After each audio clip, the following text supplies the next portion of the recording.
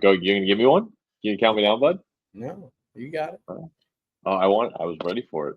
All right, in 3, 2, 1.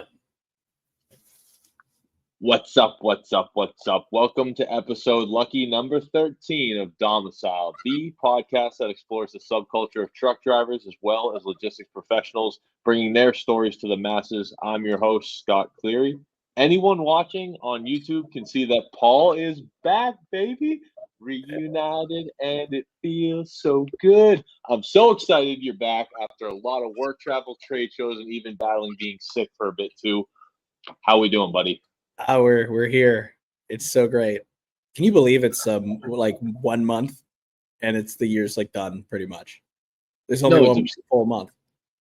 I know, and I can't believe that I haven't had you for the last 3. It's felt like forever. But no, we're basically in holiday season. Like Halloween's over, beginning November. Here we are. But dude, like, are you at home right now? Yeah, I got a little background going. But yeah, I mean, speaking of the holiday thing, my buddy's fiance, that while Halloween was happening, was like, so do we want this tree or do we want this tree? And apparently, I got a picture of the first of this month. There was a tree. Actually, there were 2. Mm-hmm. And I've been giggling about that. It goes back early. I know it's such a cliche, but it's just earlier and earlier year. But no, I mean, there's a lot of cool stuff going on. I mean, I'm done with travel. Good. You like nonstop. Yeah, I might have one more to see a new customer of mine, just some on-site stuff out in Jersey, but not that bad at all. I should have a pretty relaxing time. The next time I'll travel is for hunting, so we're good. There you go. We're in Virginia? Yeah, muzzleloader season. Oh, that's your favorite, isn't it? It's my favorite. I like to sit in a tree and be cold. But yeah, no. How about you, man? Me? I've since you've last been on, that'd be a lot to catch up on. We catch up outside of this, so I'll stick to the most recent stuff. So I, very fortunate enough that I'm able to, but I have just been booking a lot of flights lately. One for work. I do go head up to Revenova HQ. Second week of December, the 12th, by the way. I'll be up there the week of the 12th. Oh. So we'll have to link up. And but I also just booked, like, my family does not live in convenient places, and this is gonna sound pathetic because of you know what's coming. Yeah, because like my family lives, no sympathy on this. I know. So it's like I'm from, again, don't have a summer house there, but I grew up on Martha's Vineyard. Regular guy, not like hanging out with the Kennedys, but anyways, it's not easy to get there, right? So if I go home for Christmas, that's where I go. Not easy. So this time, my sister works. It's getting better. My sister works out way on Long Island in East Hampton at a fancy schmancy golf course. Oh. And yep. And I'll leave it unnamed. I don't know. They're fancy over there, so I leave it be. But anyways, I'm flying into Islip, and like the round trip flight is just bonkers. The cost is bonkers. What? Into Islip, New York. It's basically like the Hampton. Like, I heard that is Iceland, and I was like, that's a roundabout way. No, you get close. Yeah. Did you get on the wrong? I got on the wrong flight. No, so my sister rented. She lives there, but she rented an Airbnb so we can all go hang out there. So that'll be my first time up that way. I'll get to see where she works finally, albeit in December, and I won't be able to golf, but still pretty cool. And still got to book flights for my dad's nice trip out west next year, but I'm gonna wait on that because Emily and I just booked tickets to Greece for next May 30th to June 10th. We're going. We're still figuring out exactly where we want to go, but the flights are booked. Those were costly, but she wants to go for her birthday next year, and well, why would I not want to go? So yeah, that's what's been up with me lately. So it's like, feeling like little pressures. I got to sell a couple more, maybe. Maybe a little more motivation. Knock a couple out. About that time of the year, yeah. Like Jeff says, he likes his reps in debt. Not that I'm in debt, but yeah. Yeah, no, it's funny. But yeah, I feel you, man. I think it sounds like there's some good times for the holidays. Everything's coming up here. You excited for our guest today? Very, very. You think we should bring him in? I absolutely. Absolutely. Okay. Well, hey, so speaking of our next guest lives up in Indiana right now, so he's about dealing with the weather Paul is while I'm down in sunny Florida. But he has spent 9 years on the LTL side of the industry working for companies like FedEx, Freight, Vitran, and UPS. Heard of them? He was now spent about the same amount of time on the freight tech side of the industry with a real passion for GPS tracking technologies and their application to our industry. This guy is a serious personality on him, and we're excited to have him on. Welcome to the pod, Matt Clark. What's up, man? Hey, Scott. Appreciate the intro. Hey, Paul. How are you? Doing good. Doing good. Good deal. Great to have you on. So, yeah, thanks for having me. Excited to be here. Good stuff. Well, hey, Matt. So first off, we talked about it a little bit. So if you're watching on YouTube, we all have facial hair. 2 out of 3 rocking the lip sweaters. I think it's clear indication, Scott. Your next show, you shave it, just the stash. Yeah, bully him, dude. It's there. It's Scott. It's there. I've done it. I have to do it by choice. Mine doesn't connect, so it's by choice. This has to be gone, or I start to. You guys are just like, is that? I got no homos. What's going on? You doing all right? Scott starts looking at me, going, "Have you made any sales in the last couple of months?" Yeah. I mean, you did say muzzle loader hunting, so yeah, fair enough, right? Hey, that's my jam, man. I like muzzleloader season more than I. Well, I mean, I don't know about in Indiana, but down in Virginia they run dogs still, and that's always stressful to me to just, they're all it's a lot. I'd rather just sit in the tree and be cold, and I, not to get off topic.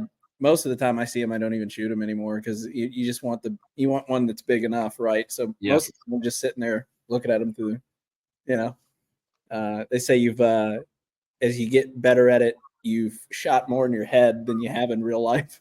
Yeah, that's sounds fair. like you do a little bit as well. Yeah, I don't hunt, but I mean, there's a lot of hunting around us. Yeah, so agriculture area. But all my buddies hunt, so I can. They always tell me, and a buddy of mine last year sat many hours out in the field, out in the woods, and nothing. And I'm like, was it worth it? And he's like, it was amazing. It's absolutely. I'm like, dude, it's fishing. Yeah, I don't know. I don't get it. I know fishing. I can't handle it. Yeah, I don't know if I could do hunting. I don't know, for different reasons. I don't know, taking up Bambi. I'm a little soft. Fair enough. Well, I mean, like 5-ply toilet paper. 5-6 ply. He's not all the way 10, but he's halfway. Yeah. I mean, maybe you would change if you had just the stash, Scott. Ooh. Oh boy, see, no. So the thing is, first off, I actually, in over 2 years, I haven't been clean shaven. The last time I did is because I like to do a nerd for Halloween because it's low budget, and I can pull off the stash. So I shave myself clean, and I shave this into a pencil stash, like straight across. Yeah, and I get after it. Love being a nerd. Costs me $0 every year that I do it. So I'm all about low budget Halloween costumes. But my girlfriend would kill me. Like Emily would not be having it. Like, and her daughter would freak out too. Like I joked about I'm just gonna walk in clean shaven one day, and her daughter's like, no. Bella's like running around. She's like, no. It's like I don't even know. I'm like, would you recognize me? And she just kind of looked at me for a minute. She's 8, so she's just kind of like. Just trying to figure it out, and I don't think she'd be a mustache gal. Yeah, you may not be going to Greece in May if you have a mustache. They're gonna leave you at customs. Yeah, she did make us buy the flight insurance, so yeah. I told her, like, are you looking for an out just in case? She's like, I got it, right. But geez, no, it's I can't I don't know why there's such a price difference between, like, my mom and sister just went to Portugal, and our tickets were like double just to get to Greece. Location. Yeah. I mean, well, they went to Portugal at this time of year, so way more relaxed, whatever. I actually have a friend over in Germany too for 3 weeks. They're like in the industry, in the service industry, so they're obviously off right now, so they're just bombing around Germany. But no, they got over Chiefs. So you're right. End of May into Greece, Yeah. basically June into Greece. It's Yeah. their start of their season. But Yeah. it was. Whew. And I had to get the extra room seat for the long leg. Up to Jersey, I'm okay. But when I do the pond, like I need that extra. Matt, you know what I'm talking about. Paul usually just put me up and just. Hey man, I don't go out of the country that much, but I got a lot of leg room in my truck, so I'm good. There you go. I don't need, yeah. But you trade it in though, right? And with how little my legs are, I got encyclopedias on the pedals, man. Yeah. like Ted. Oh, sorry, I was sending a tweet. Yeah, no, I mean I joke, but no, it's I don't know how you do that. The one I do the most is from Chicago to San Francisco. It's about 5 hours. And I'm not a tall guy. And if just with that, I mean, God, if I get a middle seat, oh, it's horrible. It's like it's because you can't. I mean, what are you gonna do? Yeah. Like, what do you? I mean, I don't read. You should get like a 30% discount for taking the middle seat. 100%. It's absolutely horrible. Yeah, it's like getting a discount on that last couple pallets to fill that LTL up, right? Yeah, exactly. I got to get this thing to move like a full truckload. Come on. My wife and I. So our oldest is how old is he? 7? Yeah, 7. So you when got he was 4, right? And one yeah. So I have 5-year-old triplets and a 7-year-old. Whoa. All boys, all girls, mix. Triplets are 2 girls and a boy, and then the oldest is a boy. So 2 and 2. You got triplets, but you still got 2 and 2, and that's wild. Yeah, that's really cool. I didn't know it could do that, Matt. That's really interesting. I'd never thought of. I didn't either, Paul, until we had triplets. Yeah, I imagine you're surprised. It's like, babe, I'm pregnant, and then it's like, babe, there's 3 of them, and you're like, oh, yeah. That was an exciting time. Yeah, so, I mean, you're halfway to a small intramural sports team. Right. We almost have a basketball team. I just need one more. Do you want the basketball team? Or we stopping it at 4. I always joke with my wife that we should try for at least another set of triplets. She's my God. No, I'll joke it aside. I mean, it's I love my kids, but one more would push me over the edge. Yeah, you just be over in the corner, like staring at the window.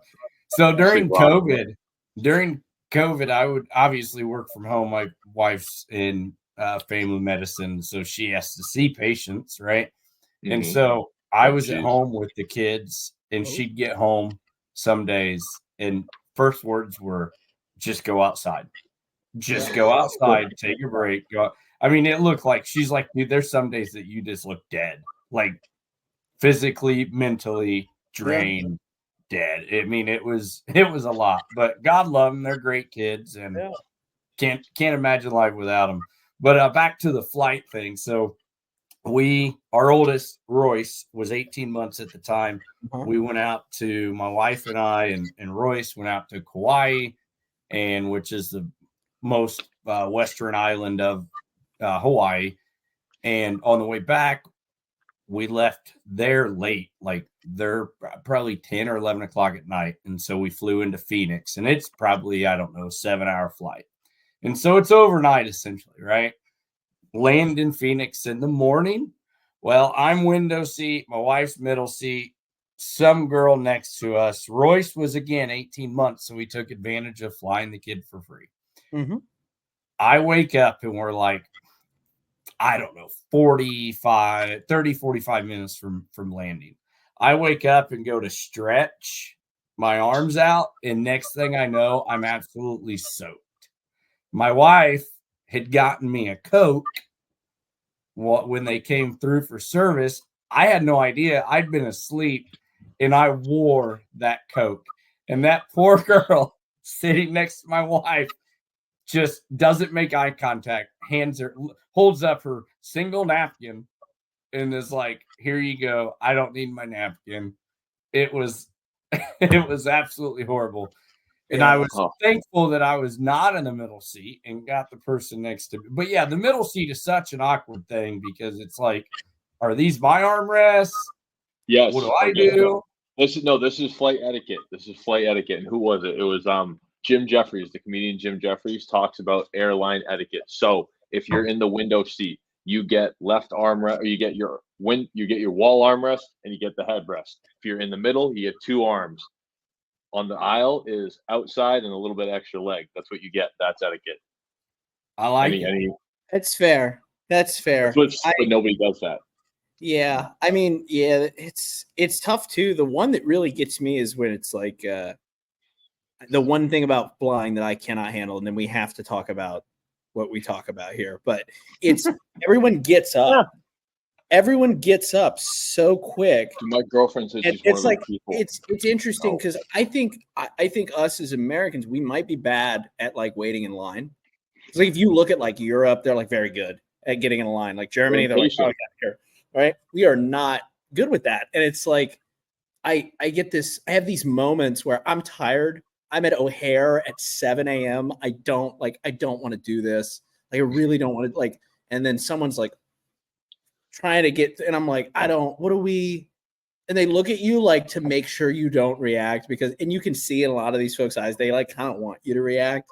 And it's just like, there's some stuff I just can't handle with that. I don't know what that mentality is.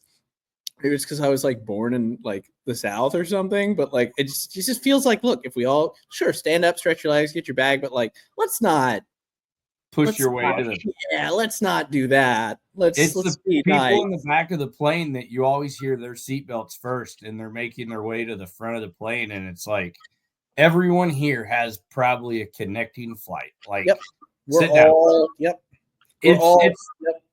It's not worth it to me. I sit there and I'm like, I will get where I am going when I get there. Yeah. Well, I mean, you got to plan right too. Like I feel like a lot of folks, like you can plan correctly. Like connecting's hard, right? But like if you miss it, you miss it. Like I know that's like, but you can't control that. It's like I think I had one where I landed in O'Hare and they were like, oh, it rained really bad for the last like 2 hours. So they're backed up and those gates that are open are actually like backed up. So people are like, all the planes are parked and they're pulling over in the order in which they came, which is like, that's fine. First in, first out. That's normal. But people like, I'm going to miss. It's like, your plane isn't here yet. Like that plane that's supposed to leave. And that one's also queued up. Like everything's good. Everything's delayed. Like let's just take whatever it was. It's 3 hours later now. Welcome to O'Hare. Like that's, which great airport. It's the busiest airspace in the country, I believe. But like incredible that they pull that off. But no, I think O'Hare is O'Hare's bigger. Wow. Yeah. That's wild. It's I mean, I look out of my window. It is huge. It's like you see a plane, you can see them all lined up at night. It's insane. I would say like boarding a plane also. People get like in this pushy, and I'm like, the plane doesn't leave without us. If there's a line and there's people being scanned in, what are you rushed for? You have it's not like you're stuck back at the TSA line. Like you're right there. It's fine. And talking about TSA, and then we'll move on to what we're here to talk about. To Paul's point, I was earlier, I guess middle summer, I was traveling and I was leaving out of Indianapolis, and it was bright and early. It was a long TSA line, which Indy is quick. It's very quick. And like Tampa. There's a guy that's cutting through the line and trying to get to the front. And there's a group of four, 2 guys and 2 girls and 2 couples, right? And they're going on vacation at this point. Well, that guy gets to there and they roadblock him. And he's like, "You're really gonna block?" And he's like, "It's not my fault you're late, right? Like, I'm sorry. We're all going to the same place." And this guy throws a fit, and one of the TSA guys like, "Hey, dude, the dude doesn't have to let you past him. All these other people were just being nice." And the guy immediately stopped. It was like, "All right, this is not the battle I want to fight. It's 6 a.m." So yeah, it is food out of the airport, like not worth it. Right. Yeah. It's like if it's that important, get clear. Like it costs money, yeah, but you can pay to do that. What he's trying to do, and if you know that you're going to be late all the time, I got pre-check. Clear. Yeah, I got TSA pre-check. Have to do it. Like, and it's the cheapest. It's the best value there is if you fly. It's worth the money if you fly a ton. Just go you show them, do your identification, do your eyes, scan the whatever. Just do it. You know. But let's talk trucking. Let's talk. All right. Let's talk LTL. Let's talk fraud. Let's talk Matt Clark. GPS tracking and Matt Clark. Let's go. Yeah. So I think, Scott, you kind of opened it up really well. Background is LTL. I worked for FedEx Smart Pack for about a year, which is a ground company, FedEx ground company. But again, mostly LTL, running the hub, doing city planning, city dispatching, inbound, outbound, all the fun stuff, and enjoying the cross dock life of snow blowing across at 30 miles an hour and freezing cold. It's great, man. It teaches you a lot. But and then I kind of went into the tech side.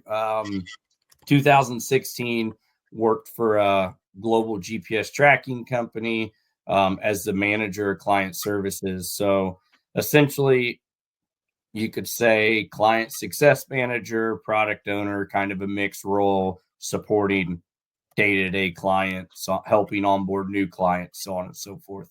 And that was unique because that was more than, maybe LTL folks. That was more than truckload. It was, we had customers that wanted to track huge machines that were sent to Antarctica or to the middle of the ocean to drill. Yes, to drill samples of the. You've moved freight. You've helped coordinate freight to Antarctica. So they used our technology. You can't just glaze over that. Keep going. All right, yeah, to track it. Yeah, they used our technology to track it. We necessarily weren't providing any logistics service at that point. They were using our tech to track it. It's large drilling machines for boring like the earth and stuff, taking core samples, right? So yeah, and then I made a post a few weeks ago.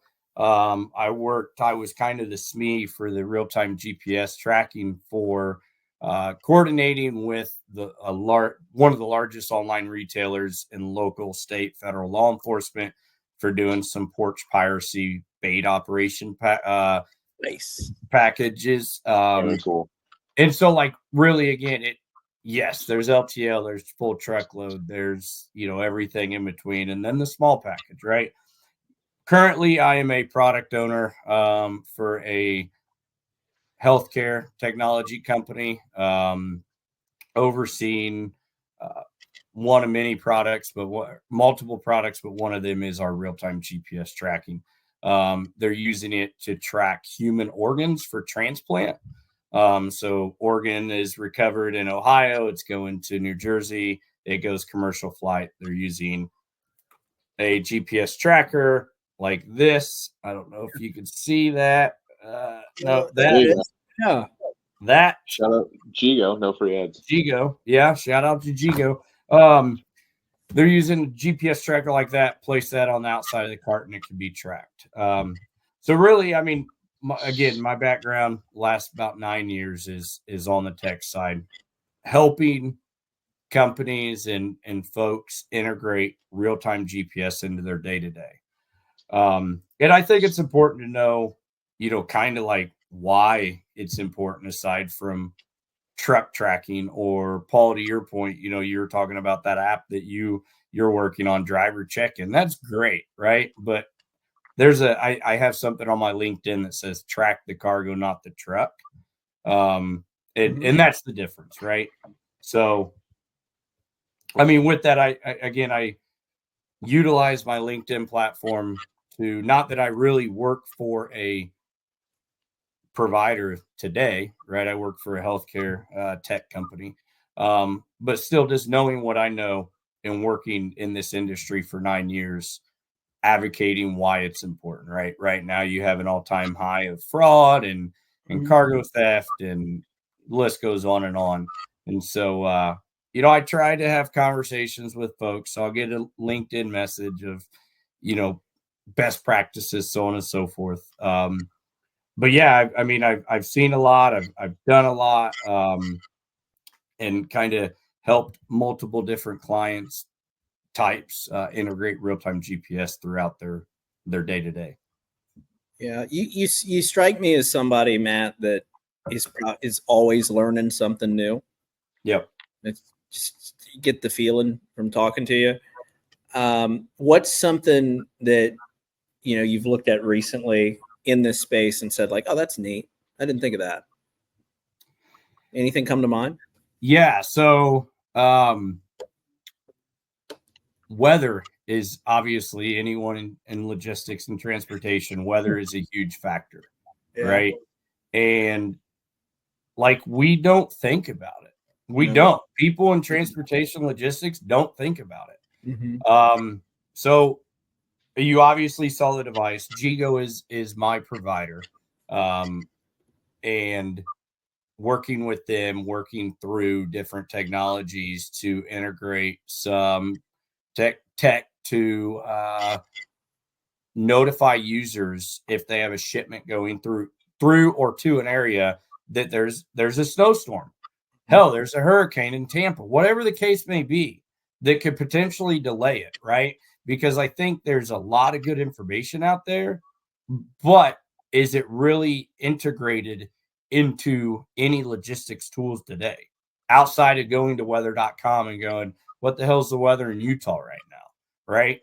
So looking at that and saying, because for us, for transplant as a whole, it's travel. Like, if they aren't being carried by a courier constantly, then they're going commercial air.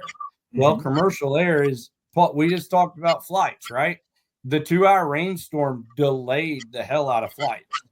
But you as a surgeon in wherever, Utah, you don't have the time. you don't have the time, and you don't know that there's a snow or a rainstorm in O'Hare so building that into the platform so that it's a more of a event-based monitoring system, and it notifies the user, the stakeholder, instead of me having to track the dots. It's really easy to put dots on a map. But what do you do with that data is what sets you apart, right? And so I think that's something, listening to people in the industry I serve, they're like, we are going to multiple different platforms to get weather, to get to get traffic, to get this, to get that, or look how far it is from here to here. And so finding ways to incorporate what they're using in other platforms into the platform we build. Yeah, no, that's so interesting you bring that up. I mean, I've definitely seen, myself, Scott and I both sell software, right? And I think that's something, it's really funny you bring that up. I think a lot of the people that I talk to more and more are like, man, I've got all these different things that I'm trying to pull this into. And like, wouldn't it be great if, which is funny because it feels like it's come full circle. Like IBM was like, hey, here's everything, right? Yeah. And then it was, hey, all these companies are really good at one thing. You're going to have an ecosystem of a bunch of them. And now we're right back to, I just want to know, why can't I have one? And, I liken it to, my personal preference with like tools, for example, right? Like I'm a big, like, I'll fix it myself kind of person, or I try to be. Not me. And you just count me out. But like, if I go and look, like, I want one hammer, maybe two. Right. I'm not going to buy a bunch of, I might not need, right. If I'm fixing stuff, right. I just need one real good hammer. I might need like a dead, what are they? Like a dead blow hammer. A dead blow hammer for like working on something specific, right? It's always helpful to have something. You don't want to damage anything. And you get the screwdrivers and you get the sockets, and the next thing you know, you're like, okay, I got all the little things I need here. But like, my brain would never go, I want an all-in-one tool, because it's it's like good in a pinch, but it's never everything you need. And I think that the people that are going to figure out like what you're talking about, the people that can do everything you're saying, where it's like, I can track this, I can pull the weather in and this, if they can do it really, really well, it won't feel like a Swiss Army knife. It'll feel like that bag. Yeah. And I'm really excited to see the people that come out in the next, couple of years and bring things like that to the market, because I also think too, like, because you're talking GPS and it reminds me of like telematics, ELD providers. And, there's just, I really like the way you're looking at this as a track the package, not the truck, because tracking the truck is this much. And the package is going to go from that truck to another truck in a lot of cases. Cross dock, decon, consolidation, deconsolidation, going on a plane, going from full truckload to a partial to an LTL it happens, right? And the cycle of it all the way down to when it hits a courier for parcel, and in some cases, right, in D2C. And I think that's such an interesting way to look at it. I mean, where do you think that shift in your head came from tracking the truck, which has seemed so important, with ELDs coming in the early 2000s? Recently that switched. Like last time as a broker was 2019, 2020, and it still wasn't something people would ask for all the time. Mm-hmm. Like you're saying, now people want you less than 5 years later. It's like, no, you got to be able to track the cargo too. Yeah, because it's like temp tags, like companies like Tive, for example, that are like, here's a temp tag that's an RFID that's also capturing X, right? Giving somebody real time information on temperature changes on a product. For me, it's because of what I've seen. Right. Being in this industry, I've seen where a lot of people want to test it out. Right. And that's fair. I think it's great for demo periods. But when you're in a demo and you uncover all of the dirty laundry, people are like, not everyone, but there are people that are like, I'd rather just not know about it. Right. So as an example, years ago, this was, I don't know, 8 years ago, about 8 years ago, company contacts us. They sell a product, a food product that is the oils are separating in the somewhere in the supply chain. So they want to track humidity to know where this is happening, because when it's at the warehouse, it's supposed to be stored in a climate controlled area. It's obviously not. Fast forward, there is a light sensor on the device as well. It is inside of a jar, empty jar. Light sensors detected. Guys like, hey, why is there light sensor? We're tracking it. It's at a house. Come to find out, the actual box truck driver is stealing cases of product. And it's just, it was one thing after another, right? And it's like, had you just been and I get it's a little bit different because you want to know humidity, but had you just been tracking the truck, and I don't leave humidity out of it, let's focus on cargo theft. If you were just tracking that truck, you would never know where that shortage on that pallet came from, right? You wouldn't. You would have no idea. But now that driver happened to take the case with the jars. Like, what were the chances that he took that case of jars of product? He would not have. What's that? I was going to say, like, that's chance. He might not have. He might have. That one might have gone straight to the destination. You'd have never found out.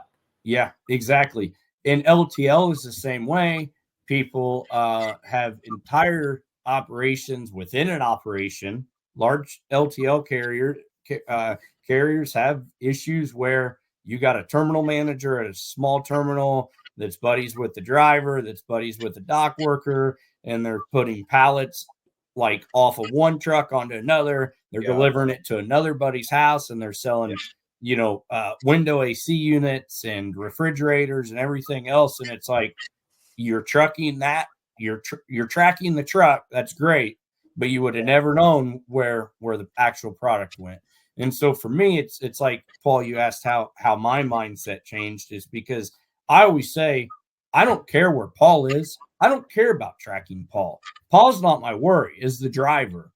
We love you, Paul, but I want to track my product, right? Yeah. I want to track my product. And I think years ago, there was an organization that froze all of their GPS tracking. And their legal team dug into it US wide, just not in the state they operate, US wide, and said, is there any legal issue? We're hiring out these carriers. Is there any legal issue with putting a device inside the product, which is going into another company's trailer? Okay. And are we tracking, like, their privacy? Is there a privacy issue because we're tracking their driver? And so I think what it boiled down to was, are you tracking the cargo or are you tracking the driver? We're tracking the cargo. We don't care who the driver is. It could be Scott. It could be Paul. It could be Barbara. We don't care. We care about the driver. We want them to get there safely. But again, we're tracking our stuff. The truck is great. What happens if that trailer breaks down and we have to swing it and we never get an updated link that it went to a new trailer? Or that truck breaks down and we've been tracking the truck, and now I think it's sitting in Memphis for the past 48 hours. Yeah. Because it has a new truck. And so that's where my mind comes from. And take it even further. A single package, a kidney, it's going on commercial air, and you have all the scans. You have the scan from the courier dropping it off at Philadelphia Airport. You have the scans from the airline to receive it. But what happens when they miss a scan? It's great. Scans are great, but we've all received an Amazon package that still shows at warehouse, and then it just shows up. What happened to the scans, right? And so that's really where my mind comes from. It's like, take the human element and an interaction out of it and let me see where said package is the entire time. Okay, that's a really interesting point you bring up, because it's bad data in, bad data out. And you talk about scans and things, and it's right. Like I've talked to folks in warehouses that say, yeah, the biggest problem is if the package doesn't fit on the pallet, they kick it underneath the thing, and then that's where your package never showed up, and that's an employee that's just doing this. And I'm not saying that's everybody, but I've had people tell me stories like that, maybe even not at their current job, but at a past one, or little things like that. And I wonder, are you saying the best way to do it is just right the second it leaves the manufacturer, or the second it leaves whatever, right? Or in your case, the second it's in your hands and that's procured, you guys are slipping a tag on it, and from then on, it doesn't matter what happens, you will know. And that's a solid, it's almost like, the reason people call Ubers instead of getting a taxi, right? I can see it on the map, right? It's the same concept. Do you think that there is a way to completely remove human error from that, or do you think there'll always be something there? Because I think there's always something there, and I think each organization, and that's what I work with I used to work with organizations on, is how do I fit this into my day-to-day? We don't have time to do this. It takes less than 60 seconds, right? Yeah. It literally takes less than 60 seconds. So how and when the device gets attached to the product, the pallet, whatever we're tracking, is dependent upon the business operation, staffing, so on and so forth. I think we can, you can say it until you're blue in the face to put the tracker on, make sure, on the package, make sure it's charged, make sure it's turned on. Really, if you follow your SOP and do it the way you're supposed to, it's pretty straightforward. It takes under a minute.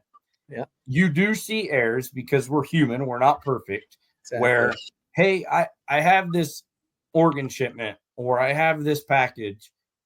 I don't see anything. Well, the last time the device reported was 4 days ago with 0% battery, 1% battery, 10% battery.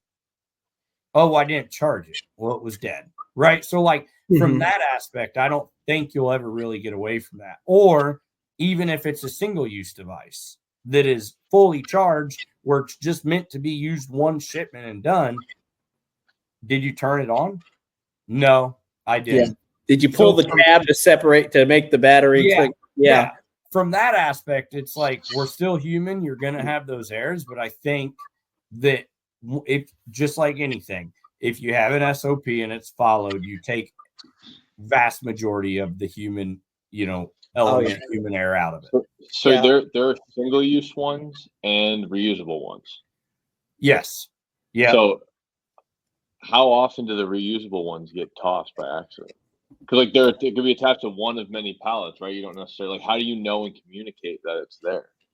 So great question. So right? Yeah, depending on like I can speak from our industry. Mm-hmm. The hospital receiving the package knows that it's coming to them. There's a pre-labeled bubble mailer. They're sending it back. Like all they have to do is pull it off the outside of the box, drop it in their UPS or FedEx pickups. Right? Okay. So on the reusable, our return rate is greater than 95% for our customers. Nice. I mean, that would have been a huge issue early on if it wasn't, right? Right. And there's other scenarios where you may wait until you get 50 and you fill a box and send them back to the shipper. The consignee knows that they're getting so many so often. Instead of sending one back at a time, we'll send back a box, and a box is just say 50, right? And so you really, when you put it together, you just can't say the shipper has it figured out, let's just leave it. It's both ends. You're working with the shipper and you're working with the consignee to ensure that they know what's going on as well. Hey, Paul, this is coming to your location. It's in a bubble mailer. All you have to do is pull it off, throw it in with your USPS pickups, whatever, FedEx, UPS. There's no sweat off your back. It's in a document pouch, whatever the case may be. This is what you're looking for. So, and they were already going to do that anyways. They already had their parcel that goes out that they were throwing in a box of exactly, etc. So that's no sweat off their back. Yeah, and I think one of the key things is if I've seen a GPS program fail, it's because, and you guys are in software, it's because it was poorly executed from the start. Somebody up above just had to say this thing was in place. It was never implemented correctly. There was never any goals made as to what to do with this tool. There was never any implementation plan, never any SMEs assigned to the project. It was just buy it, implement it, half-ass, and it's there. And then Scott's getting a phone call that from that same leader that, hey, this doesn't work. My contributors say this doesn't work. And it's like, well, let's step back. You failed to do implementation that we recommend. And it all points back to that, right? And it's not always that, but vast majority of the time. And that implementation gets employee buy-in, and it also gets your employees trained. There was on that same note, there's a I'll say home improvement retail company in the US that in 1 month shut down a store because the guy unloading the truck saw a device blinking and thought it was a bomb. They called in a bomb. They called in bomb squad. Their senior vice president sees the picture in the email, and he's the one that said, that's our GPS tracker. And then they sent one back, and I won't say the company, but through a courier service, and it was at a hub, and it came out of the package, and they contacted said home improvement company. Do you know what this is? And they're like, we have no idea. Shut down this hub less than all a month.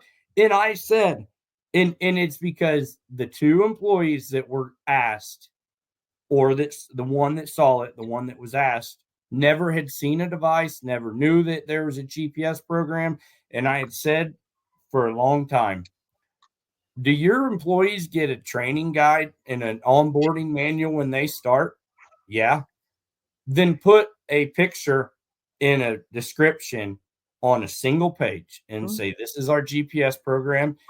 you may not need to do it with the cashier, but if they're doing shipping and receiving at your stores or your DCs, they have to know what this thing is. You've shut down a hub and you've shut down an entire store and evacuated both. Yep. And that's not good. And it was, but I'll say it again. You have to establish a plan. You have to establish goals, implementation with SMEs, continued training, and employee buy-in, or else it's not going to be successful. Yeah, Scott and I will tell you. I mean, when you're selling enterprise software, and we go, "Who's leading it?" and they go, "I don't know." No one. Let us know, and then we'll send you the contract, because I'm not sending it to you until you tell me who owns it. Because the worst thing you want to do is sell your reputation. As a salesperson, you don't want to sell the reputation of the company you sell for, that you represent. And you definitely won't want the customer who probably, in Scott and I's case, right, we have people that have bought from us before and come back and buy again. And, we don't want to, we want to make sure everything's kosher. And I mean, I see it a lot. I think you hit it on the head with, and I think I saw in your LinkedIn, you've got some project management background and some agile background. And, it's something I care about a lot. And I think that there's not enough of that in our space. And when it is, it's like, continuous improvement. There's one continuous improvement guy that knows how to do it and own a project. And usually that's not in the, like some new thing that might not be the scope of what they do. They may just be ops continuous improvement. They might not be, the actual admin side or something like that. And I think it's really interesting you bring it up, because I've seen so many things exactly like what you just said, where someone says, "Hey, really excited to get this. What's the outcome?" Well, we just want things to be easier. And you get that uneasy feeling where it's like, you can't quantify it. Where's the business case? Like, I can build you a business case, or you give someone a business case based off a conversation. They go, "I don't know. We don't think this is what we," and it's like, okay, so did you just want to get something flashy because because you thought like somebody, and like, you don't want to pay for it. And you wonder how many times the cheapest one. You wonder how many times leadership comes down and it's just like, "Hey, go buy that flashy thing because I heard it on a podcast." Right. Or I heard this on Bloomberg this morning, or I read it in the Times, and we need to do this. And you wonder, or our competitors doing it, so we should be too. Right. Yeah. No, that's I think something else that's important is, and I'm sure you guys will appreciate this, is periodic reviews of said product, project, whatever you want to call it. Not only internally, but external with any provider, right?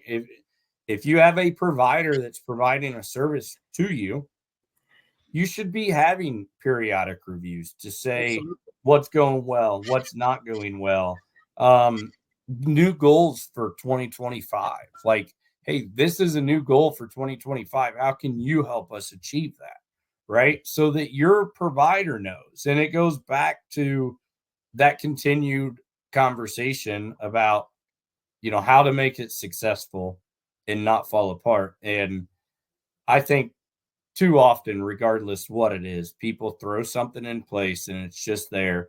And then ultimately it fails and it goes away. And that's unfortunate, because real-time GPS tracking is such a powerful tool for multiple different industries. It's almost looked at as secondary and not a primary tool, unfortunately. So, I mean, when I think of like managing or working with people, that's kind of my approach, is to make sure that they're successful and step back and really look at what they're doing and see how we can improve it. Thanks, Matt. And you've told a couple of instances or examples of why it's a good product, good to have. You said some people even close the door, they shut the door again. They're like, "Oh, I don't want to go down that rabbit hole." Right? What are some of the other more either surprising or shocking, or just like, here's the proof stories that come to mind of folks who've decided to use these this product? Yeah, I think detention pay, I think for that would be a good conversation for this podcast.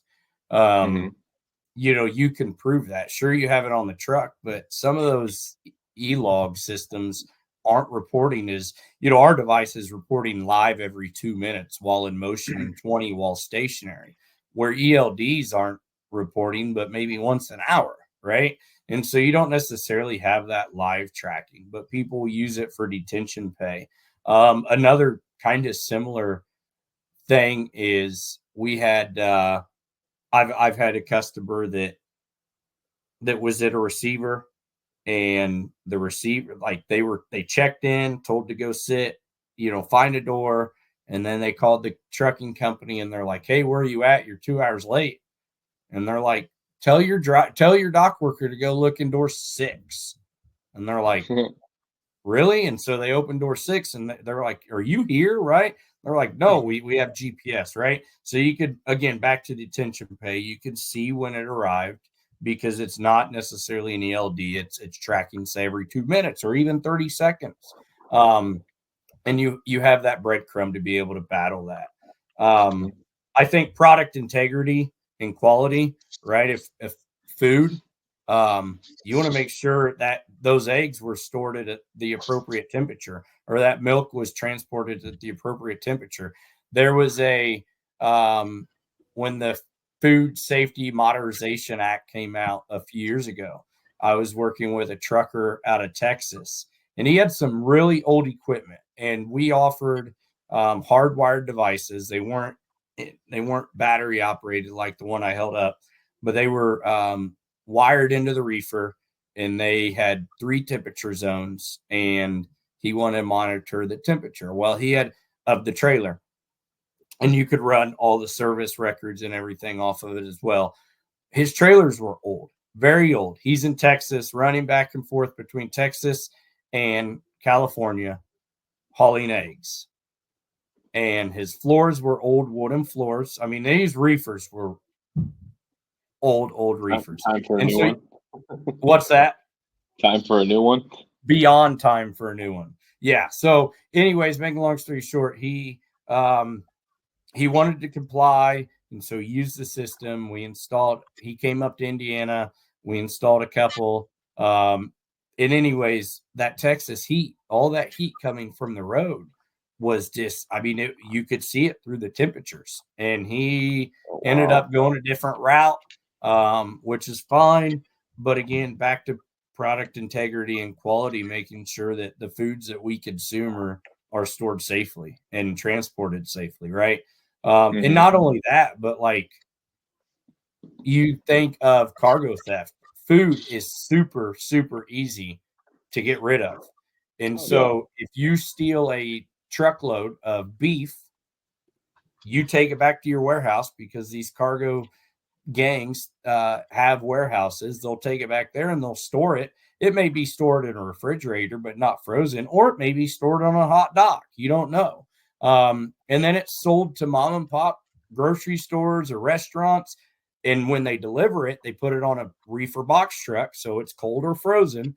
But in between, it never did anything, right? But if you knew where that cargo went when it was stolen, you could at least recover it so it wouldn't get into the general public. So I think, like, for this podcast specifically, it's really that detention time, knowing specifically where cargo is, product integrity and quality. I could even give another example of, out of Wisconsin, there's a paper roll manufacturer. These rolls are huge. They're 2-3 tons. I used to move those. Yeah. Yes, and these ones that were getting damaged went on the rail, and they're trying to figure out where. And so they used the shock sensor to know where it was getting damaged. And so again, that's back to, right, the product, the quality of the product. And I've been part of server moves of, large server banks and so on and so forth. Again, making sure they didn't tip over in transit. The days of using the little tip and tells that the sand falls over, we all know, if you've been on a freight dock, those get ripped off. Those get ripped off so that you can lay it on its side and put it how you need. But it really gives you that peace of mind to overall that your product was moved the way it should have been, and handled in the environment it should have been handled. And you've mentioned a few features of it so far. So temperature, location, Yep. and you also say shock. Like what's everything it can do? Like So yeah, I mean, it really Paul brought up Tive. Tive yeah. offers devices that have multiple different sensors. This Mhm. Gigo device that I'm holding up, if I can get it in my blurred background. There we go. This is going to offer light. It has a light sensor on it, and then it also has Bluetooth beacons. So the beacons are Bluetooth, and they can support up to multiple. So maybe you have a pallet with 5 boxes that have to be temperature monitored. You could have one GPS device, a beacon in each device or each box to monitor temperature and humidity.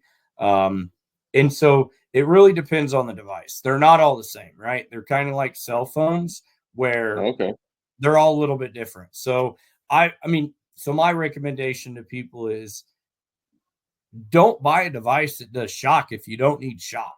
Don't buy a Right. device. Don't spend the So there's money. different tiers or Yeah, packages or look, what got do it. you Okay. need? Do all is the only thing that's important to you location? Then look for the device that does that, right? Make sure that Mhm. it's real-time GPS with like a redundancy backup of GSM. So if it does lose GPS, it has a backup for reporting location. Maybe you do need light for proof if a box is open or where a box is open, when a box is open. So I think that goes back to like Paul's comment of what do you exactly need? What are you trying to solve here? If you're like, we just want GPS and we don't know what else, make sure you're validating what you actually need so you're not paying for something you don't need because devices can be expensive, right? Um, Mhm. and if you only need that position, but you've bought the Cadillac of them all that does every environmental monitoring possible, then you've overpaid and you've been oversold. Yeah. Yeah, it's important to get the things that you need and not anything you don't. But I think also to add to that, I agree with you very much. I think that the other piece too is you also need to buy for what you need now and what the high probability is you need later.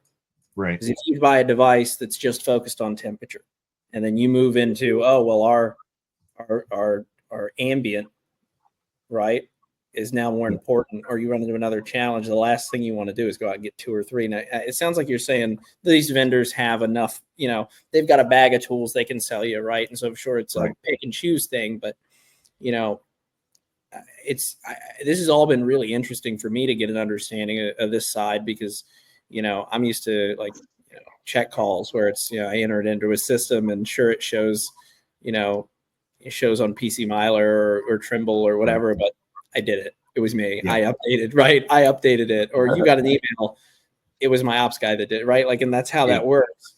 And it's kind of a lot of times the illusion, right? It's just the service. It's not actually the tech that's doing it. But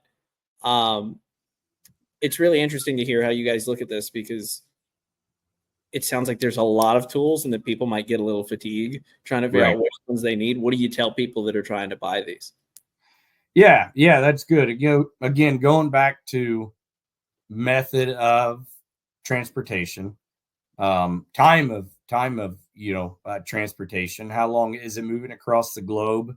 Obviously, if it's moving ocean, make sure you have something that has enough battery life to make it on a 45-day voyage.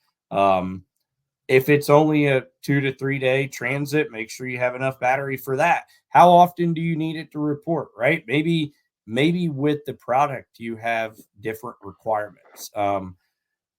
So I think understanding the requirements and what the problem is the customer's trying to solve is a good starting point to have those conversations. I would say when looking for vendors, the first and foremost, the first thing I will say is I had a conversation last week with a gentleman in healthcare, and I'll say they do courier services, and they're looking at using some type of like AirTag or Tile. I'm like, that's great for consumers, but horrible for commercial use. Absolutely horrible. Like, Mhm. I mean, just because I'm in this industry, I'm not just saying that to say that, but that's the Apple AirTag was not designed for commercial use, right? So I think that's a starting point. When looking for a vendor, do they understand your challenges and your expectations and what you're trying to get out of it, right? Or are they just shaking their head going, yep, we can do it, right? So make sure they understand your challenge. Make sure they understand your expectation. I would say, and this isn't a bash on any company, but bigger isn't always better, right? Bigger may just be trying to get that sale, and that back to your challenge and your expectations. They may not understand your challenge and expectations. I would say also reliability and dependability? Are they dependable? What's their uptime on their software? Because if I'm tracking human organs, it better be up 99.99% of the time. It can't be up 98% of the time. That doesn't cut it. Maybe if I'm tracking shoes, that cuts it. But what am I tracking? What are our requirements? Do they understand the industry, right, that I am in? Number one, that I'm in, I'm shipping cosmetics. Do they understand retail? Do they understand the industry I'm in? What's their support level look like? Are you just signed up and there you go? And Paul just goes on to the next one and no longer you have account support. Scott's supposed to be your tech support guy, but if Scott's off, if I'm no tech support guy, you're in trouble. You don't have tech support even if I'm here. Right. So what is the tech? That's huge. Like I've dealt with companies that they say they have tech support. It's not true. There's not tech support there. It's something. It's just not. I'm better off going to ask my 7-year-old to help me. That is the answer.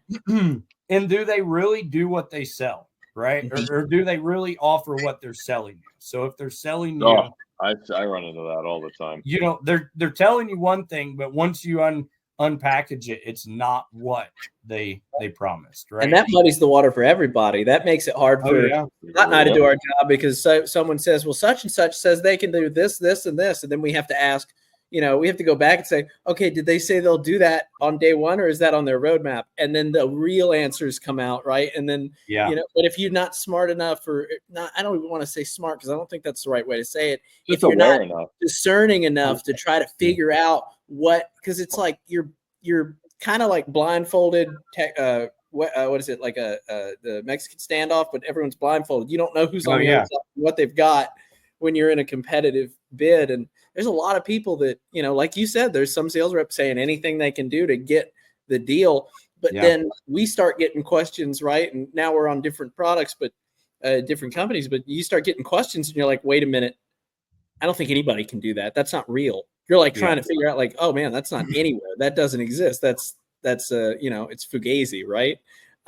It's fake. So I don't know. I think it's like really hard to suss that out and figure out what's going on. I feel bad for folks that go and buy things and they're like, oh, I didn't need any of that. And like, I started out in car sales, a while ago, and you used to, you see that and you see so much similarity and just, you were talking about the difference between consumer products, right? In industrial products or more commercial products. And you see some of the same tactics that people do. And you're like, oh, that's brutal. That's awful. Why would you? And then it makes us all look bad, right? Like if someone has a bad experience with GPS tracking, if you try to tell them, hey, I recommend this, I think this is a great idea, they're going to have such a bad taste that they're not going to listen to Matt. They're not going to listen to Scott, Paul, anybody. They're just going to, right? So throw it away. Yeah. And you hit on something else. The last point I was going to say is the roadmap.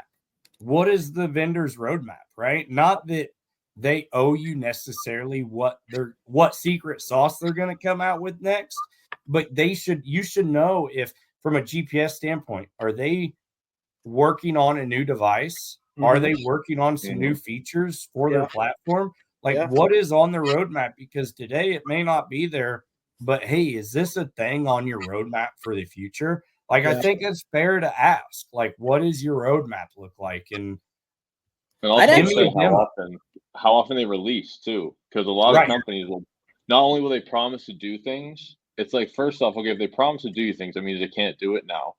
And if it's not the tech person telling you, if it's the salesperson, be wary of that.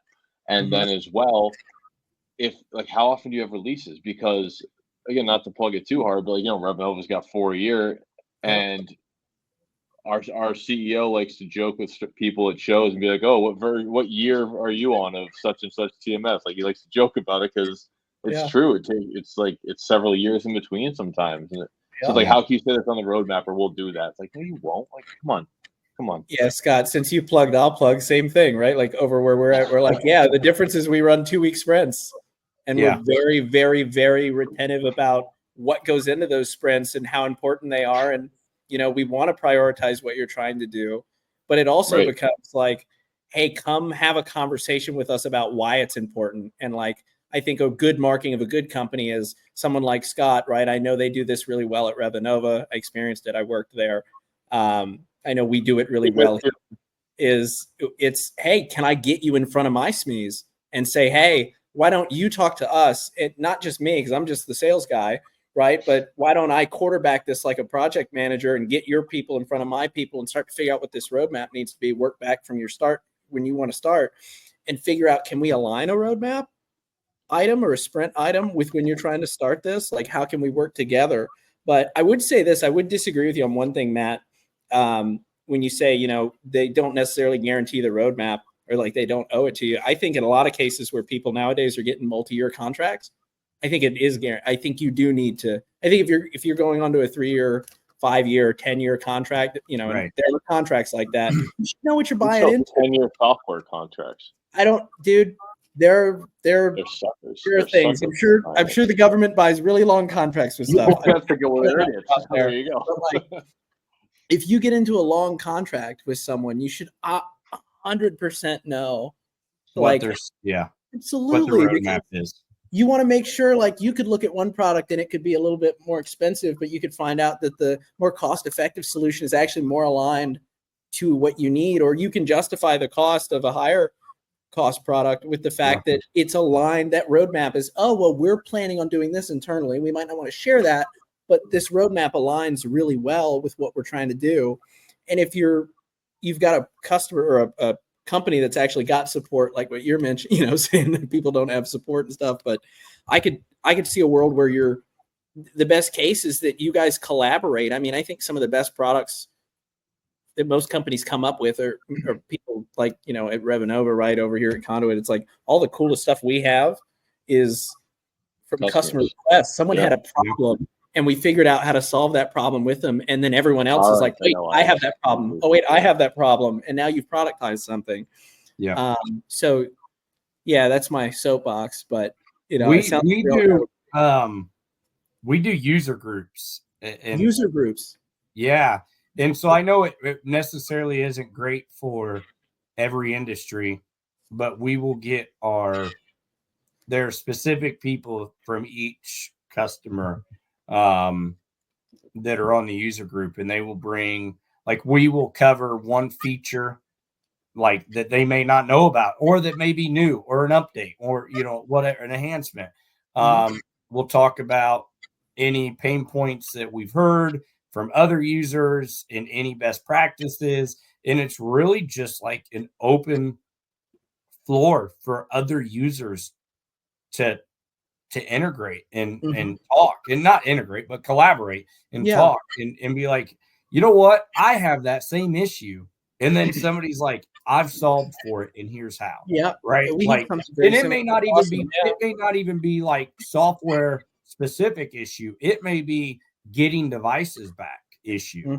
And now we're working as a community of a product to build it better. So we do user group calls every quarter. And it is really helpful. Yeah. Do you look at it like, sometimes people come in and it's like you said, like it's more SOP. It's just, hey, this is I figured out a little bit of a switch on my SOP. Maybe this helps you too, kind of thing. Do you find people are pretty open to sharing that stuff? Oh, absolutely. Yeah. We had an OPO, an organ procurement organization. They're the organization that recover organs, and then they allocate them to to transplant centers. So they were saying that they noticed a decline in GPS trackers getting returned if they put them on the side of the box. But if they put them on the top where you almost had to cut through it, then they were more likely to get them back because you have to remove it. Like, I'm not worried as a hospital. I may not see that side because I'm right after that organ. I'm going after, and so like we shared that in our user group meeting, like, hey, Scott brought this up, or this was this was in a conversation. Somebody did, mentioned that they're doing this. And we'll share that. And people are like, that's brilliant. That would help us because we put it on the side.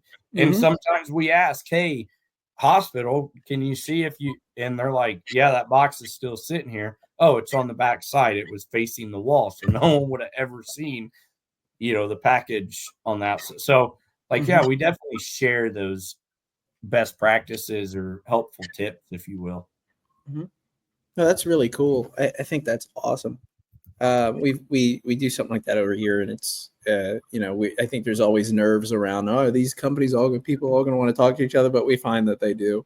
Yeah, they do. I mean, because they're trying to solve the same challenges, right? They're all using your product for the same reason. Maybe not the same specific reason, but the same reason. Yeah, right? And they do want to talk. And I think as long as you limit your audience, it's fine. You don't want every single user getting on there, and next thing you know, you got 20,000 people that are all just throwing ideas out there. That's like, it'd be really cool if you could click a button and it would pallet wrap everything in my warehouse. Yeah. Okay. Yeah, that would be cool. We should pivot our business to that. Yeah, we should go into hardware. Exactly. Yeah. But no, that's awesome. I mean, if you had anything to say to folks that are on the edge about getting into adding tracking to it, what resources would you tell them to get into? I mean, and I mean this in an agnostic standpoint. I mean, would you tell people to go to a specific vendor, or would you tell people to go and look in a specific place for the information? What would you say to someone? Yeah, great question. So I'm always open to chat with me. You can find me on LinkedIn, Matt Clark. I'm connected with Scott, if that's an easier way to find me. Definitely. Just to toss ideas and ask questions. I'm here as a starting point. If you're looking for a vendor, obviously I use Gigo, but there's multiples out there. I would say find the right one for you. Again, go back to what I was saying. When you're searching for them, search on LinkedIn. Maybe ask if they have any references. Hey, can I call? Or maybe you notice that Paul commented on a providers. Like, send Paul a message like, hey man, I'm looking for, do your homework and just don't settle for one. There's multiple vendors out there. LinkedIn is huge. Obviously Google is good. Look at the ones that are at conferences, look at the ones that have good reputations, and make sure you're vetting the vendors equally and really do your homework to make sure that, I don't know if depending on the company size, do you do a full blown RFP and stuff like that? I don't know. That's based on the company itself. Right. But I think doing your homework and in searching for them and connecting with the people using the vendor today is key. And then having those conversations with the vendor. That's awesome. Great, man. Thank you so much, Matt. We appreciate you sharing that with us. I know you've got to get back to the family. Like you said, you've got the beginnings of a flag football team or a basketball team if you so choose. But hey, again, thanks so much for joining us. To anybody who made it this far, to any listeners, appreciate you for your support and for tuning in. Please be sure to check us out every other Tuesday at What's Domiciled on YouTube and Spotify for full episodes, and Instagram for the reels. So like, comment, subscribe, and have a great day. Thanks all. Thanks, Scott. Thanks, Paul. Appreciate it. We'll stay in touch. Absolutely.